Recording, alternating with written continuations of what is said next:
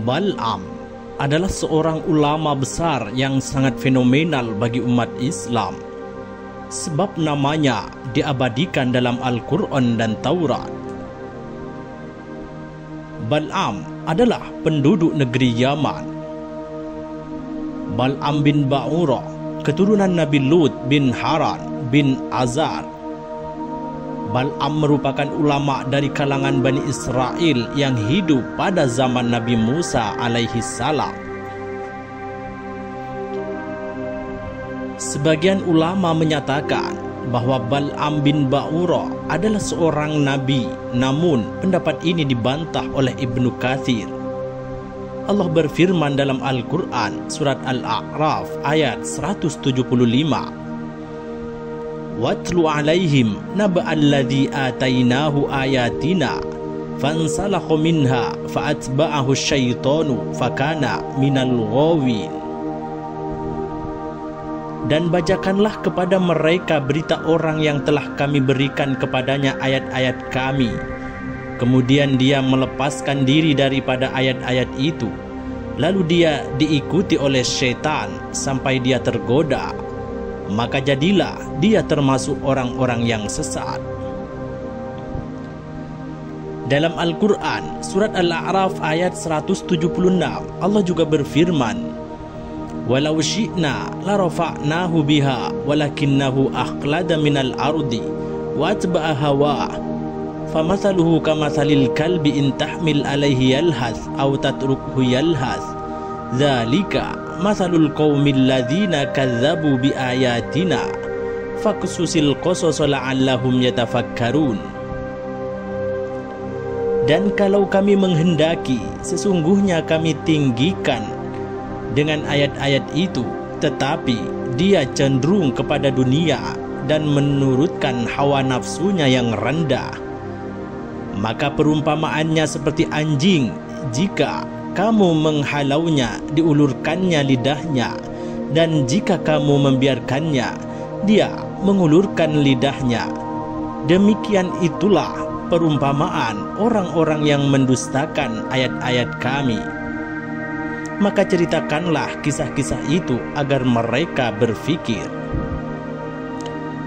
Dalam tafsir Ibnu Katsir disebutkan bahwa Ibnu Abbas dan ulama lainnya menyatakan bahwa Bal'am bin Ba'urah telah mengetahui nama-nama Allah yang Maha Agung dan ia dapat melihat malaikat, sehingga ketika Bal'am bin Ba'urah berdoa dengan nama-nama Allah yang Maha Agung itu, maka Allah akan mengabulkan segala yang ia minta. Pada saat Nabi Musa berada di Suria, maka kaum Bal'am meminta kepadanya agar berdoa untuk dapat mengalahkan Nabi Musa dan kaumnya, karena Nabi Musa datang untuk menghancurkan mereka, tetapi ia menolak permintaan mereka itu. Mereka terus mendesaknya hingga akhirnya Bal'am menaiki kuda dan berangkat menemui Nabi Musa. Namun kudanya selalu terjatuh sehingga ia memukuli kudanya. Kudanya pun berkata kepadanya, "Mau kemana kau? Tidakkah engkau melihat di hadapanmu ada malaikat yang mendorongku sehingga terjatuh? Apakah engkau hendak menuju Nabi Musa untuk mendoakan keburukan bagi mereka?" Bal'am tidak peduli ucapan kuda itu. Ia tetap pergi ke puncak bukit Usban. Bal'am melihat Nabi Musa dan pasukannya dari atas bukit itu dan mendoakan keburukan kepada Nabi Musa. Namun Allah membuat lidah Bal'am menjadi keluh dan kaku, sehingga lidahnya malah mendoakan kebaikan pada Nabi Musa dan mendoakan keburukan kepada kaumnya Bal'am sendiri. Sebab itulah kaumnya mencaci maki Bal'am. Akhirnya Bal'am meminta maaf kepada kaumnya dan menyatakan itu di luar kendalinya. Bal'am berkata, "Sekarang lenyaplah bagiku kebaikan dunia dan akhirat, tidak ada yang tersisa kecuali tindakan makar dan tipu daya." Bukannya bertaubat, Bal'am memerintahkan kepada kaumnya untuk menghiasi wanita mereka, dan wanita itu dikirim pada pasukan Nabi Musa. Menurutnya, agar mereka berzina. Ketika pasukan Nabi Musa berzina, maka pasukan Nabi Musa akan kalah karena dilaknat oleh Allah. Setelah kaum wanita memasuki perkemahan pasukan Nabi Musa, maka ada seseorang terpesona, lalu bangkit seraya memegang tangannya dan membawanya kepada Nabi Musa.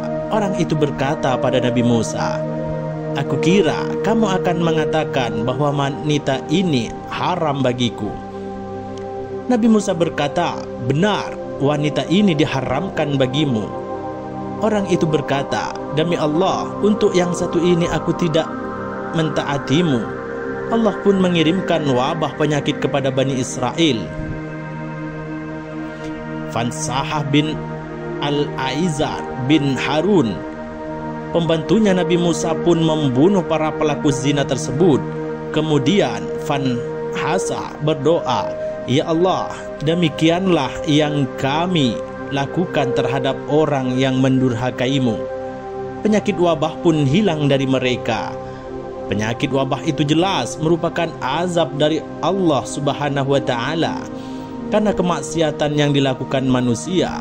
Allah kemudian mengubah Bal'am bin Ba'urah yang sebelumnya manusia mulia yang hampir mencapai derajat kenabian, namun pada akhirnya ia berubah wujud menjadi seekor anjing dan ia mati sebagai anjing dengan lidah yang menjulur.